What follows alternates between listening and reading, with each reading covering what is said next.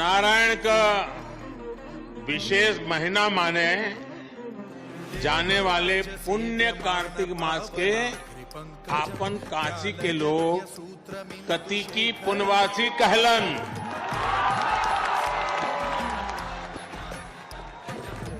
और इस पुनवासी पर अनादि काल से गंगा में डुबकी लगावे दान पुण्य का महत्व रहल है।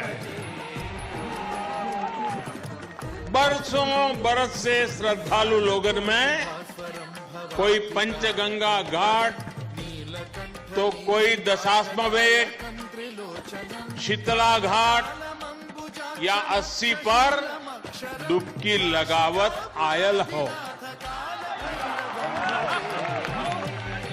पूरा गंगा तट और गोदोलिया का हर सुंदरी ज्ञानवापी धर्मशाला तो भरल पड़त रहल।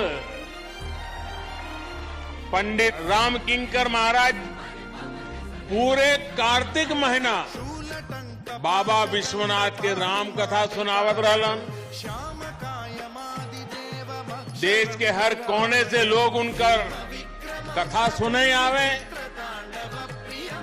कोरोना काल ने भले ही काफी कुछ बदल दिया है, लेकिन काशी की ये ऊर्जा, काशी की ये भक्ति, ये शक्ति, उसको कोई थोड़ी बदल सकता है।